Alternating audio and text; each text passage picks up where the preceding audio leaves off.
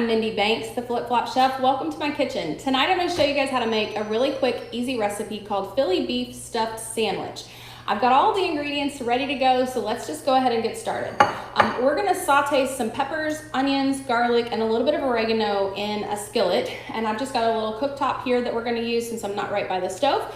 As you're joining, I would love for you to use the comments and let me know if you're watching live, if you're watching the replay, where you're watching from, all that great stuff. So be sure to leave comments there, and if you have questions, I'll be more than happy to answer those after the live video is over with. So we're gonna start off by chopping our onions and peppers for the Philly beef stuffed sandwich using our manual food processor. We're gonna add those right to the skillet. So what I'm gonna do is I'm gonna go ahead and get this turned on and get it heated up. I'm gonna add a little bit of oil in here. I'm just gonna put it on medium for right now. And I have this set to, I have about a tablespoon of oil that we've got in the pan here. So the first thing I'm gonna do is I'm gonna chop the onion. So I've got our manual food processor right here. It has 3 blades on the inside. I'm gonna zoom in so you guys can see what I'm working on here. And we're gonna cut this into some chunks and toss that in here. Put the lid on. If you have this product, I know you guys love it. Depending on if you're right or left-handed. So if you're right-handed like me, you're gonna put your left hand here, your right hand goes here, and then if you're left-handed, then it's gonna go the other way. So it's pretty cool. Most of our products can be used for both right and left-hand folks.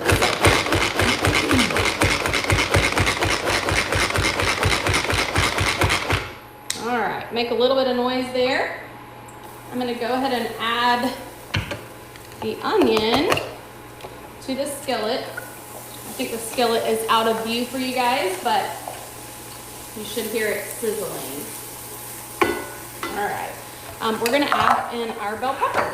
And what we're gonna do here is I'm gonna take the top of our bell pepper off. And this pepper has a bad spot, so I'm not gonna use that side, but we're gonna take the bell pepper, the top of it off. I'm gonna use my scoop loop right here, and I'm just gonna scoop out the seeds right out from inside of this bell pepper. So this has 2 different sides that you could use. So I'm gonna use the wide one, but if you were using this on a smaller pepper, you could certainly use the other.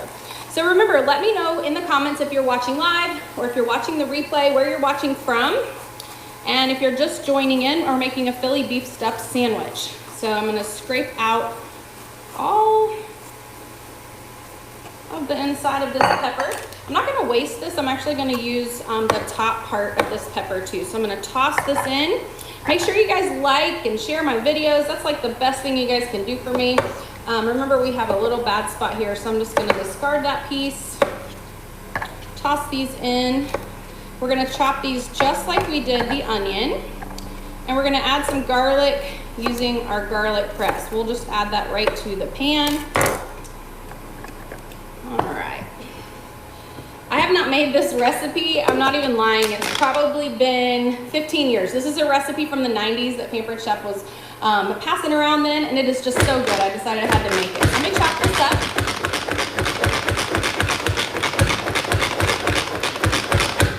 All right. Let me change my view here so you can see what we're doing.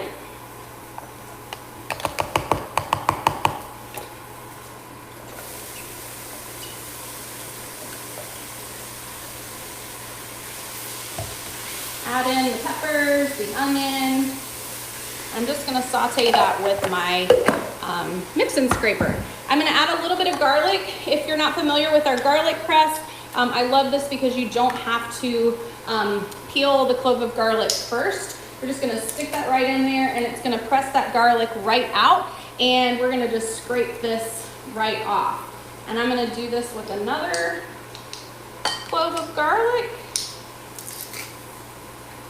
And the pan that I'm using, this is our non-stick stainless 12-inch skillet. It's one of my favorites.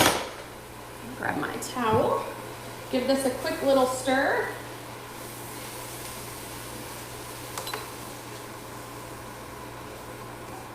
And I'm gonna add a 1/2 teaspoon of oregano. We're gonna use this again in just a little bit, so I'm gonna set that aside. All right, I turn this down to low just so that it doesn't overcook. So let me show you what we're gonna do next, okay? So we're gonna switch to our pastry mat. So I was using one of our cutting mats. Now I'm gonna use a pastry mat. And the recipe that we're making is called Philly beef stuffed sandwich. I really like this particular recipe because it's really quick, it's really, really easy, and we're gonna cheat and use Pillsbury pizza crust. So I've got 2 packages of pizza crust. I think when they came out with this recipe originally, Pillsbury made a smaller size, so I think it should be 10 ounces, and this is 13 ounces, so we just have a little bit more dough than we need. Hardest part of my job is gonna get these things open, right? All right. So what we're gonna do, I'm gonna sprinkle just a little bit of flour on here. I love this pastry mat because it folds up. I don't know if you guys noticed, I was just unfolding it. Fits right in the drawer really easily. Doesn't take up any space. Spread some of this on there. I'm gonna take our baker's roller. I love this because it has a wide end and then it has a real small beveled end that's great for going up inside of a pie crust. So let me zoom in so you can see what I'm doing here. I'm basically just gonna roll this out into a larger rectangle.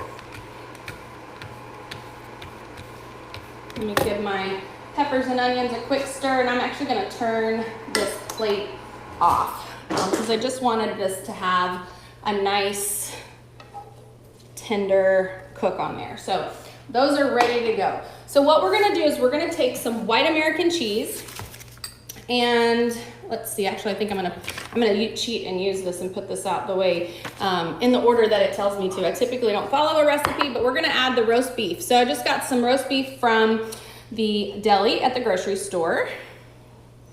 We're gonna spread this right on the top. We're basically gonna do this 2 times and just stick them together. So this is gonna be like a big ring.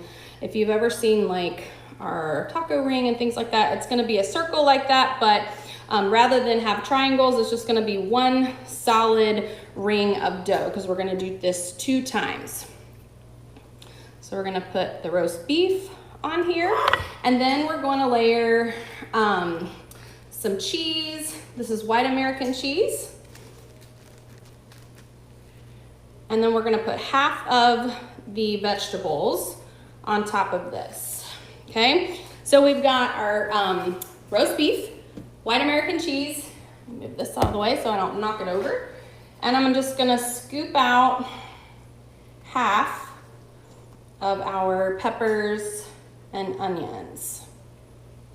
All right, if you guys have any questions at all, just let me know.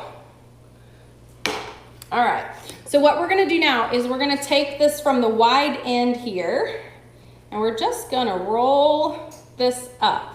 And I did let those vegetables cool off just a little bit so they're not gonna burn my hands. They'll actually start melting that cheese a little bit too. So we're gonna just do a nice big roll here. Squeeze this together. And then we're gonna cook this on our rock crock grill stone. So I've got a little flour on here, but I'm using the rock crock grill stone because this is one of the items that's in stock. I'm gonna pour just a little bit of oil on top of the rock crock. I love the rock crock grill stone because it can actually go right on your grill. So it can go in the oven, it can go on your grill, it can go on the stovetop. If it will fit, it can go in your microwave as well. I'm just using our silicone brush. This is a little bit different from our stoneware in that the bread will stick to this if you don't have a little coating of oil. So we're just gonna pick this up gently. You wanna put it seam side down, and we're actually gonna just repeat this. So let's open up another packet of our pizza crust. So this is Pillsbury pizza crust. It's pre-made dough. You could certainly make your own. You can use Pampered Chef's, you could use Pampered Chef's pizza crust mix if you want. I wanted to get that. I had some little peppers and onions that were stuck on my mat. I want to get a nice clean surface for this next one. When we're done hooking these 2 together, we're going to make a really quick egg white and water egg wash to brush over the top. That'll give it a nice shiny golden look rather than a crusty look. All right, so same as before, we're gonna start with the roast beef. I would have preferred this to be a little bit less shaved, but I just grabbed it out of the case, and so I didn't have to wait in line at the deli. So it would be a little bit easier to lay this out if it was not so in so many pieces. I would rather a thicker slice. All right, and then we're gonna repeat the cheese layer. If you guys have tried this recipe before, I would love for you to tell me about it in the comments. This is something that I have not made, like I said, probably in 15 years or more. It's funny to me how I can try a really great recipe and then just not make it again for a long time. I don't repeat a lot of the recipes that I make, since one of the perks of my job is that I do get to write off the groceries I use to test recipes. So I like to always test recipes. I'm just gonna scoop all this out of the pan and spread this around. I wanna show you guys this pan really quick because it is amazing. This is the 12-inch non-stick stainless cookware. Now, I'm not gonna touch on the inside of this because it is nice and hot, but this is a stainless pan, so it will work on an induction stovetop, but it has a non-stick coating, and on top of that non-stick coating is a stainless grid. You probably will not be able to see that very well in the video, but it is there, and it basically gives you the ability to sear your food, but also keep it from sticking in the pan. So let me set that aside, and then we're just gonna roll this up, hook these together, put a little egg wash over the top, and if you hang around for a minute, I'm gonna show you guys how to make jelly in the Pampered Chef's Deluxe cooking blender. I just finished making a batch, and I have a second batch ready to go in, so I can show you what it looks like after it's done. So I'm gonna flip this around just like that, and remember, you wanna keep the bottom seam on the bottom, and then we're just gonna pinch these. Oops, my roller is rolling away. Let me move this closer so you guys can see. All right, there we go. We're gonna just pinch the dough together as best that we can so that this makes a nice circle. Doesn't seem like it wants to actually stick together for some reason. We'll try again when we have a little bit of the egg wash on there. Okay, so in this bowl here, I have 1 egg white. This is a tablespoon of water. I'm gonna use my mini whipper just to whisk this together real quickly. See how it whips this up nice and fast. And then we're gonna take another silicone basting brush. So I used one for oil earlier. This one is for the egg white. And I'm gonna try to seal this a little better once we have that egg white on there. I'm gonna sprinkle this with just a little bit of oregano. And then this will bake at 400 for 20 to 25 minutes. This is such a great recipe. You could use red pepper if you prefer red peppers over the green. You could use ham, you could use turkey. You can just kind of make this your own. You can use this as a guide. And of course, I will post the recipe in the comments. Also, be sure to join my recipe group. You can find that easily at theflipflopchef.com, or you can search for me on Facebook. Look for the Flip Flop Chef and the one that says recipe group. All right, see if I can pinch these two together a little bit better now that I've got a little bit of moisture there. All right, let me wash my hands and I'll show you how to make the jelly too. Oh, we gotta put the oregano right on the top. So I'm just gonna sprinkle a little bit of oregano right over the top. It also just makes it look a little bit prettier than just leaving it completely white. Give it a little color there. Okay, so let me set this in the back. I'll put this in the oven in just a few minutes. But what I want to show you is our cooking blender. Let me move my little hot plate over here.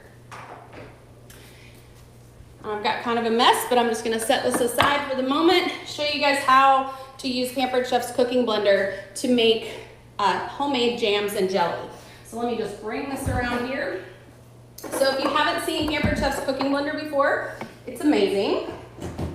And one of our patent pending settings is jams, jelly setting. We also have another patent pending setting, which is our sauce setting. So I use this blender almost every single day for something, and Jelly is something that we make on a regular basis around here. So let me show you what it looks like finished. Let me zoom in so you guys can see this is what the, this is fresh made. I just finished this batch right before I started this video. So this is a container of strawberry jelly, and this is about 5 cups of jelly. To make this, we're gonna take a pound of strawberries, put these right in the blender. Then we're gonna add 2.5 tablespoons of pectin, all right? So this is real fruit classic pectin. If you don't know this already, pectin can be really hard to find right now.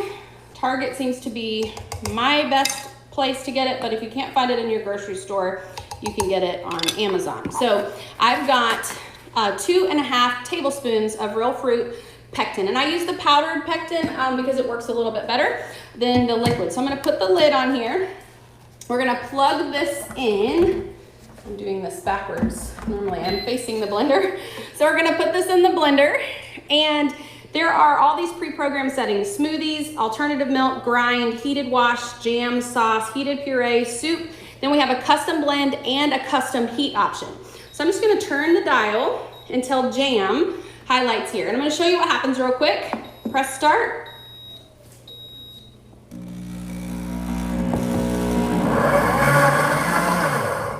So you can see this is not a constant blend. So it's not just blend, blend, blend, blend, blend. Because this is a true cooking blender, I'll wait till it finishes this little series.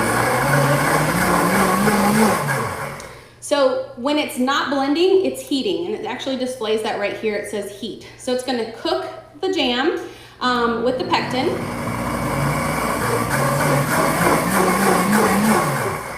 And then it's gonna blend. I'm gonna just pause that for just a second, and I'll tell you what you do when this is done. And so once this finishes its heating and blending cycle, it's basically doing what you would do on the stovetop, where you would be stirring, stirring, stirring, stirring, stirring. But you can walk away from this. It takes 30 to 45 minutes to make one batch of jam. So I'm not gonna do that all on video. That's why I wanted to show you the finished product before I actually started this batch. So the only thing I have in this blender right now is strawberries and pectin. When this finishes the cycle, it's gonna have a little, it's gonna beep, and it's gonna say add. On the blender, it will tell you to add in the sugar. So I went ahead and measured out 3 cups of sugar. So when this tells me to add it, I'll add the sugar, press the start button again. It will finish the cycle making the jelly, and then you'll be able to have about 5 cups of jelly for your refrigerator. So everybody in my family eats this jelly, and it is the perfect time to get strawberries, whether you're picking them yourself or you're getting them from the farmer's market or your grocery store. But this is the result that you get. And this will store in your refrigerator. It'll stay fresh for weeks. You could even put it in the freezer if you wanted to. I'm making 2 batches because we just go through it so quickly here. So I hope you guys enjoyed this video learning how to make the Philly beef stuffed sandwich and homemade jam using Pampered Chef's Deluxe Cooking Blender. As always, if you have any questions, please leave them in the comments. I will get back to you after the video is over. If you're watching the replay, please let me know where you're watching from, and be sure to join my recipe group on Facebook. It's at theflipflopchef.com. I hope you guys have a great evening.